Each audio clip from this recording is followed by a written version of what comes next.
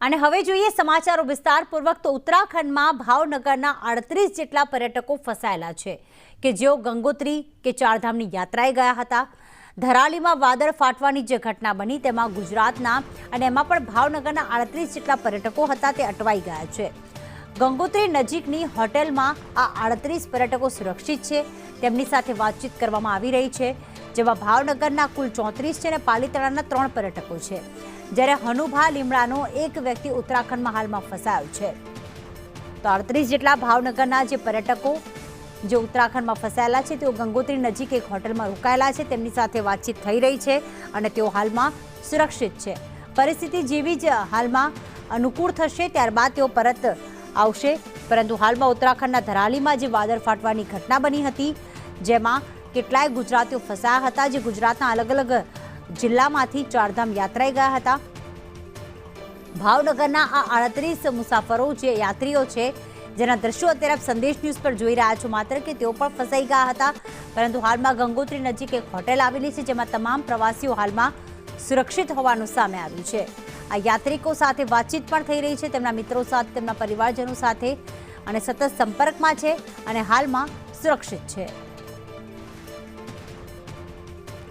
તો ભાવનગરમાં જે યાત્રિકો ફસાયા છે જેઓ ચારધામની યાત્રાએ ગયા હતા ને એવામાં ઉત્તરાખંડમાં જે ઘટના ઘટી છે, કુદરતી આફત જાણે આવી ચૂકી છે। ધરાલીમાં જે વાદળ ફાટ્યું એ વખતે સમગ્ર જે પાણી હતું તે આજુબાજુ જે સ્ટે હોમ્સ, હોટેલ, ધર્મશાળાઓ આવેલી હતી તેના પર ફરી વળ્યું હતું અને જે કુદરતનો કહેર જોવા મળ્યો છે તેમાં અનેક મકાનો તબાહ થઈ ચૂક્યા છે।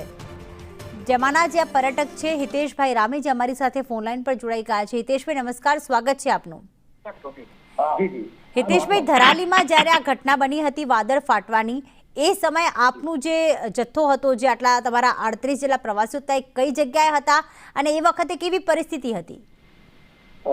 જ્યારે આ દુર્ઘટના બની ત્યારે અમારા યાત્રીઓ બધા બસમાં જ હતા અને લગભગ 50 થી 100 મીટરની દૂરી ઉપર બધા હતા। આ ઘટના બની ત્યારે એમને જે નજરે નિહાળેલી છે, એટલે જોકે બધા અમારા યાત્રીઓ બધા સેફ હતા, એમાં એમને કોઈ તકલીફ નથી પડી। રોડ ને બધું બંધ થઈ ગયું હતું એટલે ત્યાંથી તેમને ગંગોત્રી તરફ પાછા લઈ ગયા હતા। હાલમાં આ તમામ 38 લોકો ક્યાં છે અત્યારે? કોઈ હોટલમાં છે અને સંપર્ક થઈ રહ્યો છે એમનો? હા, એટલે ટોટલ અમારું 98 લોકોનું ગ્રુપ હતું, એમાંથી 50% લોકો એટલે કે અંદાજે 40-50 જણા બેઝ કેમ્પથી નીચે આવી ગયા છે અને બાકી લગભગ 50% પબ્લિક એટલે કે 40 જણા હજી ઉપર છે જેમને રેસ્ક્યુ કરી રહ્યા છે। એટલે અમે બસ ખાલી એટલું જ કહીએ છીએ કે અમને જલ્દીથી જલ્દી રેસ્ક્યુ કરી આપે। સરકાર તરફથી, અહીંયા સરકાર તરફથી અને ગવર્મેન્ટ ઓફ ગુજરાત તરફથી પણ ખૂબ સારો સપોર્ટ મળી રહ્યો છે।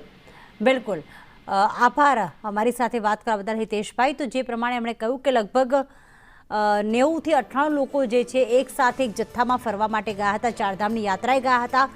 50% લોકો નીચે આવી ગયા છે જે અંદર હોટલમાં છે, તેમનું રેસ્ક્યુ કરવામાં આવી રહ્યું છે।